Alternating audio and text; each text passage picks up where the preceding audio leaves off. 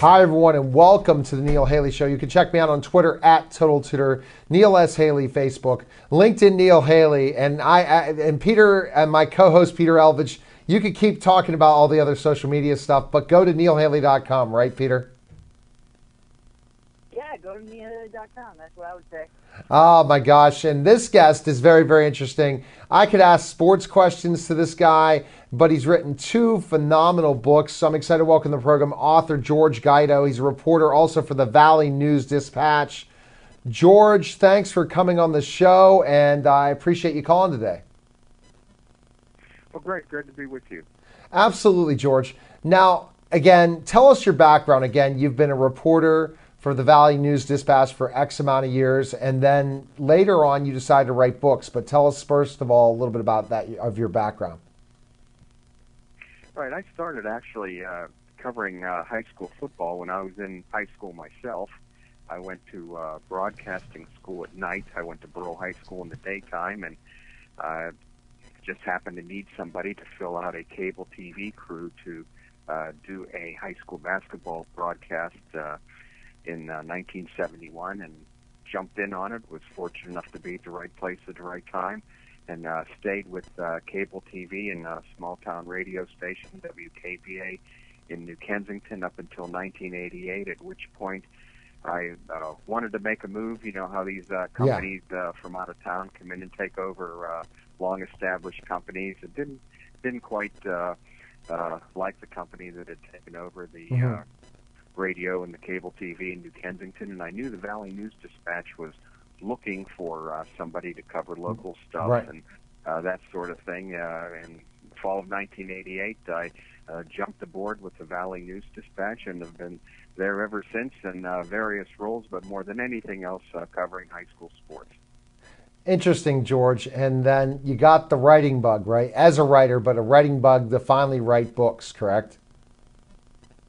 That is correct. You know, for any amount of years, hard to determine, but I wrote a lot of columns. I have a column every Wednesday in the Valley News Dispatch, and I've had it since late fall of 1988. And a lot of times I'll do a column on an anniversary team. In other words, 50 years ago this year, we had a great team at such and such a high school that won a championship. Okay. 25 years ago, this team came out of nowhere and won a championship. And as time wore on, people would come up to me and say, "Gee, George, you ought to write a book about the history of sports in the area. You know so much and research so much." And I said, "Well, you know, I don't know much about writing a book." That seemed to be a reach for me. But I talked to a couple people who did localized books, and suddenly, you know, things kind of came together. And I figured, you know what, now would be the time to write a book about high school sports. And I came out with Ali Kiski, History of Ali Kiski Sports, and that was published several years ago. And it's worked out well, and I had desired to do another book. So earlier this year, I published a book on the history of New Kensington for that city's 125th anniversary celebration. Now, George, I want to go first to the first book because, again, writing something about the history of sports and a lot of stuff you were involved in covering at one point in time, putting that all together in a book is challenging, but a lot of research too. How long did that take for you to write that book? It took about, I'm going to say 14 or 15 months. Between the time I started it and the time it hit the streets. And the time it hit the streets was a very odd day. It was February 5th in the year 2010. If you remember that day, we had a 22-inch snowfall in western Pennsylvania. But my publisher told me people were walking in the snow to their facility to buy my book. So from that day on, I thought I had a winner going. I don't know if I would have walked in the snow that day to buy my own book, but people were doing it, so I felt good about it. Interesting. Peter, any questions so far for George? Yeah, so we're taking a look at kind of like the book and seeing the different stories and things that are in it. What would you say would be one you'd like to highlight that kind of stuck with you, you know, that you wanted to write about and that you wanted to make sure that everybody knew about? Well, the first chapter of the book, and I have 50 chapters in it, but the first one dealt with the great football teams of New Kensington High School during the late 1940s. They became a nationally known team, something like a school like North Allegheny or Aliquippa is now. You go to many parts of the country, and people who cover high school sports and follow high school sports pretty much know about North Allegheny and Aliquippa in western Pennsylvania. New Kensington was that same way in the late 1940s. They had a legendary coach, Don Fletcher, who was more than a football coach. He was kind of the king of that community. And they had a man on 4 of those great teams who became the first African-American quarterback in the National Football League, Willie Thrower, who played for the Chicago Bears in 1953. And prior to that, preceding season in 1952 at Michigan State won the national championship, and Willie Thrower was the first black quarterback in the Big Ten Conference. But with that football program, there always seemed to be something going on. They were beating a great team, or something was happening off the field. To give you, for instance, in 1946, Ken High, as it was called, it was actually New Kensington High School, but nobody called it that. Everybody called it Ken High, K-E-N. And Ken High was invited, after they won the WPIAL, to play in a thing called the Peanut Bowl in Miami. It was a high school game in the Orange Bowl, much like the colleges do. They'll invite 2 great teams to a bowl game. Well, they did this with the high schools. But with the Jim Crow laws that were in Florida and prevalent all throughout the South at the time, they told Ken High, hey, we'd like you to come to our game, but you have 2 black players, Willie Thrower and Flint Green. You have to leave them at home. You can bring the rest of the guys down. And the Ken High players got wind of that. They got in the locker room, and a couple of players stood up and said, listen, either all of us go or none of us go. And the coach, Don Fletcher, and the school officials concurred, and they told the Peanut Bowl organizers, what they could do with their game. So that's just one of the little side stories. What I did with that sports book, I wanted to have something more than statistics and box scores. I wanted to write stories, background of people, obstacles they had to overcome, such as Willie Thrower. And the obstacles he had, and some of the other obstacles that people had to overcome along the way. So that's what I kind of patterned my book after, personal stories. And that's interesting you talk about personal. I'm interested in learning more about Willie Thrower, that's for sure. I remember interviewing an author of the Miami Book Fair, George. I told you I interview so many people I can't remember their name, but he wrote a book about African-American quarterbacks and breakout. I'm sure that Willie Thrower was in the book. And how it was so hard to have an African-American be a quarterback. Explain that, George, that they discriminated against that position and never thought until that point in time that ever an African-American would be quarterback, right?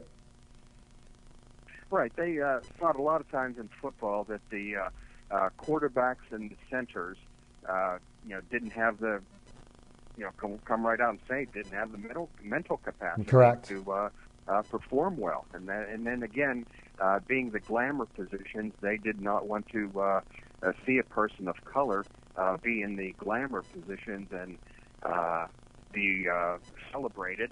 So a lot of times teams would gear the African-American players or anyone of color to positions other than center and quarterback. Yeah, and that's the interesting part. And Peter, George, again, has covered high school sports for over 40 years. So he sees these things and he looks at like the most interesting stories, Peter, that he put in this book about a specific area outside of Pittsburgh in western Pennsylvania that really has a lot of interesting high school stories, Peter. Yeah, and that's what's fascinating me is all of the stories. Is I'm really interested to check this out. And the other interesting thing too is my personal experiences with not only being a part of high school sports, but also covering them as well. I was covering them for we have here in Minnesota we have what's called Bloomington Cable Television Network, I believe it's called. and I was helping to cover different sports teams for like adaptive sports, for physical impairments and cognitive impairments. So I definitely relate to that. But it's just the talking about all these different stories, I'm just really intrigued to check out the book and to see what's in there. Now, George, what other story? Willie Thrower was an NFL player. Were there any other professional athletes during that time in your book that ended up in the pros or Olympians and stuff that you wrote about? Well, there were a bunch, and one of the things aside from high school sports, where I live in Lower Borough, Pennsylvania, is about, let's say 6 or 7 miles from the fabled Oakmont Country Club. Oh, yeah. And Arnold Palmer just passed away this past week, and I have a story in there about Oakmont since it's in our coverage area. In fact, the coming up next week, high school players will get to play their championship rounds on the Oakmont Country Club, and we had an article today in the paper. I didn't write it, but another reporter did, on how these kids are so excited to be able to play their high school championship on the Oakmont Country Club. But I got into a thing of the Oakmont Country Club, and in fact, they have their own historical society, believe it or not. That's such a big-time course. But the 1962 United States Open, Arnold Palmer was the local favorite, the odds-on favorite. The crowds at the Open were 23,000 a day, 24,000 a day. Those were crowds that were unheard of in professional golf at the time. And as I wrote in the aftermath of it, not to go over the whole tournament, but Arnold Palmer blew a last-round lead, and Jack Nicklaus, who was a rookie golfer at the time, tied him, and they had to come back the following day, the Monday, and play an 18-hole playoff. Oh, my gosh. And the day before the tournament started, they go out practice rounds, Monday, Tuesday, Wednesday, and Thursday the tournament starts. Well, on Tuesday night, everybody was done with their practice round. They went to have dinner, and Jack Nicklaus was sitting with Arnold Palmer at the table. And at the time, Nicklaus was a rookie, and I'm sure, he looked up to Palmer, as everybody did. And Nicklaus looked out the window of the luncheon room and said, "You know what? I'm going to go out and try to get a couple more holes in." And he got something like 4 holes in before sunset. Well, the next day it rained, so the practice rounds were wiped out. They had to jump right into the tournament on the Thursday. And Arnold Palmer always remembered how Jack Nicklaus, as a rookie, looked out and said, "You know what? I'm going to try to get a couple more holes in." And it's just the championship caliber of an athlete, a performer who wants to do that little bit extra to stay ahead of the crowd. Jack Nicklaus did it. He won the first of his 18 majors, a record that still stands, and it just came from a notion after dinner at Oakmont Country Club in 1962. So that's very interesting. Again, people need to pick up the book for sure. George, again, we can get this at Amazon. Give us the title again, and then our next topic will be your latest book about New Kensington, which it's a different type of book, but where can people pick up the sports book? Go to Amazon and look up the title? Yes. Now, the sports book is called Allie Kiski Sports History, and it's Allie Kiski, ALLE-KISKI. It's an abbreviation of the 2 river valleys that form the area in which I live in, the Allegheny River Valley and the Kiski-Menitus River Valley, which flows from Salzburg into the Allegheny River up above Freeport. So that's where we get the name Allie Kiski, and the Valley News Dispatch covers the Allie Kiski Valley. In fact, when the Pittsburgh Tribune Review took us over, we're called the Tribune Review, and then in smaller letters on the masthead, Allie Kiski Edition. So that's how our particular area is identified. So the book is called Allie Kiski Sports History. Well, there's definitely a lot of sports. Again, you gave me a copy of that, and this definitely interests me to look at some of those sports stories. And it's always interesting to look at Western Pennsylvania, George, and see what talented people have come out of Western PA. And for people internationally listening to this, especially our good friends in UK, hey, where the sports is in Western PA. So we get back more with George Guido, and we're going to talk with my co-host Peter Elvich. You're watching The Neil Haley Show and syndicated on the Total Education Network, and we'll be back in just a moment.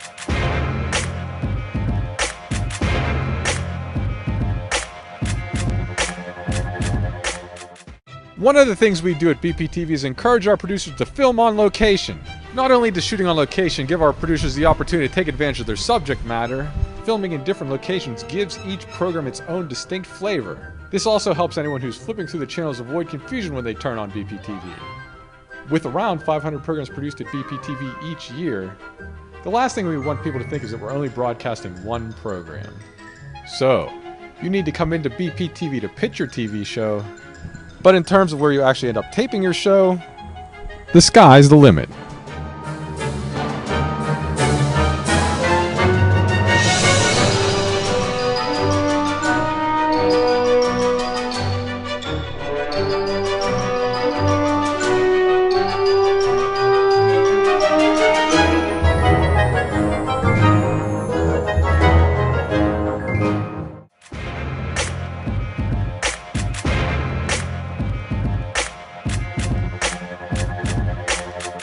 We're back to the Neil Haley Show. I'm with my co-host Peter Elvidge and George Guido, and he wrote 2 books, and he is a reporter at the Valley News Dispatch. And George, most of your stuff already is online. I know now the news about the Tribune Review no longer to be print. Is that a surprise, or you expected it mostly to go online soon? Well, that was kind of expected. I didn't know it would be happening this quick. Those of us in the newsroom kind of speculated it might, happen maybe the next year or the year after, but it is happening. In fact, the Pittsburgh Tribune Review will be strictly an online publication where we at the Valley News Dispatch and the Greensburg Tribune, they cover Westmoreland County. We will go back and continue to cover in traditional print. Really? Oh. And of course we'll be online. So that's going to all be happening December 1st. And the powers that be told us some good news that we will be able to go back and concentrate on our prime coverage areas in the future. So that's, unfortunately, a lot of people are going to get pink slips over the next couple of weeks. A lot of real good people are going to get those pink slips. But we're very fortunate that we're going to be, pretty much intact and doing what we've been doing for about 125 years. And do you think it's because the traditional print just is still around, George, that in the areas that you're located in, just the papers, people still like reading the newspaper?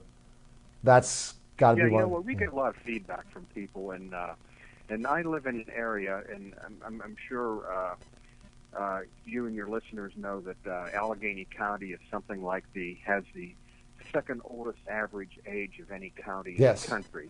And in the surrounding area, we're at the corner of Westmoreland, Allegheny, Butler, and Armstrong counties, and the age around there is also pretty high. We have a town around us, believe it or not, Arnold. The median age in Arnold is 65. Oh my! So you get a lot of people who have been engaged in print publications for all their lives. We get a lot of comments from people, hey, you know what, I just like to get a cup of coffee in the morning and open up the newspaper, or go out to a newsstand, or go out to a little neighborhood restaurant and get a cup of coffee and a sandwich and read the paper. That's their tradition. They've been doing it all their lives, and with us, they're going to be able to continue doing it. That's great. Now, George, your second book, Why New Kensington, 125th year anniversary, right?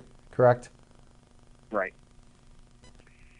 I actually got the idea. I've always wanted to do another book, and being so busy, you have these things like jobs that are in the way when you want to do stuff. Well, I was out covering the first Monday this past January, New Kensington City Council meeting for the newspaper. Besides sports, I go out and do municipalities and school boards and do features. I have a thing every Sunday in the Valley News Dispatch, Remember When, news stories of 20 years ago this week, 50 years ago this week, so on and so forth. So I'm out covering the council meeting, and at the end of the meeting, the mayor of New Kensington says, well, don't forget this year is our 125th anniversary as a city, and we're going to be, having a series of activities, so on and so forth. And it suddenly hit me, hey, I should do a book on the history of New Kensington. Yeah. There are those who have done with a publication up in Portsmouth, New Hampshire, Individual City Histories. We had a man who I know very well, Bill Alexak, did a more or less a pictorial book about the history of Ford City. We have a young woman, Sarah McGuire from Vandergrift, that did the history of Vandergrift. Oh. So I thought, gee, this is time we get something at New Kensington coming along here. And I didn't want to do it so much as the other publications. Yes, I wanted to have pictures and make it picture-oriented, but I wanted to have long captions and little intros to each segment, the history of the city, the history of the school system, the history of churches, the history of sports, the history of Alcoa, which was the linchpin of the community from 1891 up until they closed the aluminum works on the riverfront in 1970. So, that's how I wanted to approach this book, and from the reaction I've been getting, it seems to be the right formula being used. Absolutely. Now, Peter, have you seen those books done in Minnesota where they pick certain communities to write a book for histories? Yeah. And the interesting thing is, I'm actually, with one of my opportunities, I'm actually going to start working with the Minnesota Historical Society as well. So they're going to be working with us for different reasons of accessibility on history and writing different articles about the community. And I'm just curious, from the standpoint of being here in Minnesota, and then you guys being out in Pittsburgh, just a curious question: what would be a piece of history from your book that you would want to, I guess, highlight right now? Well, I think it would be the history of Alcoa. Back when the community started in 1891, that was the big year. It became a municipality. The city more or less started from just about nothing when they started to parcel off lots. And the process of producing aluminum was invented several years earlier by a young man named Charles Martin Hall. He was only 22 years old at the time, and he graduated from Oberlin College, and he discovered the process of producing aluminum. It was called reduction. They formed a Pittsburgh Reduction Company in the Strip District of Pittsburgh several years earlier. Aluminum became such a big hit that this facility could only produce 50 to 100 pounds of aluminum a day. They needed a bigger facility. They heard about the town that was blossoming up about 20 miles north of Pittsburgh. It was called Kensington at the time. Oh, my. They established a plant there, and it became soon enough a 75-acre site and became more or less the headquarters of the aluminum industry in the United States. And in 1907, they were growing with such leaps and bounds that Pittsburgh Reduction Company changed their name to the Aluminum Company of America. And everything seemed to center around, you have all along the rivers in Pittsburgh, and I'm sure you do, in Minnesota and other places, the one industry towns that sprouted up early in the 20th century, and New Kensington is no different. Definitely. A very, very close relationship with the town of. It was started out as Kensington, but in 1892, the post office official said, "Hey, we already have a town called Kensington in the Philadelphia area." So the people there said, "Well, we'll just call ourselves New Kensington," and that's how the name came about. That's wild. So that's how it became New Kensington. So would you say Alcoa is what really funded New Kensington's job market and everything for a certain amount of time? Sounds like is the factory. Right. And it still kept growing and growing. There are all sorts of inventions made. You used a lot of aluminum silverware, eating utensils. A lot of pans, casseroles were made of aluminum. And then in 1912, when the invention of aluminum foil came along, that was such a big deal. It caught on across the country, the world eventually, as a very, very popular invention. And it occurred right in New Kensington. Also, Alcoa was the first to establish research laboratory. They did it in the late 1920s in New Kensington, and now they have a large facility in Upper Borough, Pennsylvania, which is about 7 or 8 miles outside of downtown New Kensington, and that's about the only part of the aluminum industry that still is in New Kensington. But by the time 1940 rolled around, you had the aluminum works and the Wherever production in New Kensington. Right outside New Kensington in Plum was a powder plant where they took the residue and the leftover powder and made products such as paint, and then they had a research laboratory. In 1940, there were 7,500 employees of Alcoa and directly in the New Kensington area, and that was just phenomenal. Wow, I could talk to you for hours, George, because I'm interested in this book. I'm so glad when I met with you this week, as I'm going to be running your social media campaign for Twitter, that I got both copies of the books, because as a historian, these are two books that people need to pick up, especially our local audience. But George, remember, this is international, so people that are interested in learning about Alcoa need to pick up this book on New Kensington. People interested in history in general, and then the high school sports, the whole story of the African-American quarterback, Arnold Palmer. So we can pick up both of those on Amazon, and you can follow George at G Guido Books on Twitter, and you can friend him at George Guido on Facebook. Send him a message, right, George? And also, that's right. And then you could give him right to the Amazon link. But if you go to at G Guido Books, the links are going to be right there for people to check out both books. Definitely, we might have to have a part 2, George, with this New Kensington thing. I didn't know when I met you that we were going to talk something like Alcoa. There's a lot more tremendous stories in this book, right? Of the history of New Kent. Yeah, in fact, tomorrow, obviously, strangely enough, we were talking earlier this week and this afternoon. Tomorrow, October 1st, they're going to have a ceremony in New Kensington. They're going to make unveil a blue historical marker. You've seen them all across Pennsylvania. Right. But they're doing one in New Kensington tomorrow for a lady by the name of Stephanie Kwolek. She was the inventor of Kevlar. That's the material they use in bulletproof vests for law enforcement, and also in tires to have the tires wear away more gradually on automobiles and trucks. So they're going to dedicate a historic marker to her in New Kensington Saturday afternoon. All right. Well, George, thanks for calling, and thanks for coming on the Neil Haley Show. Look forward to our campaign. I'm excited to get the word out about your book, and talking to you, I'm learning more and more about your books. So thanks again for calling.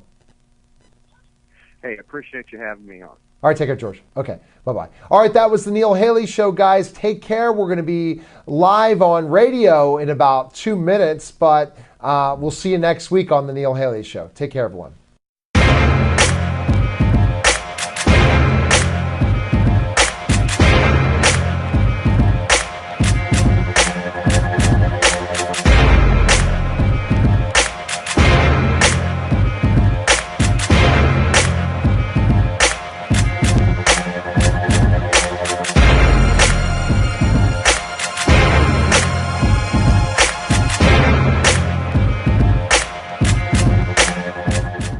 One of the things we do at BPTV is encourage our producers to film on location.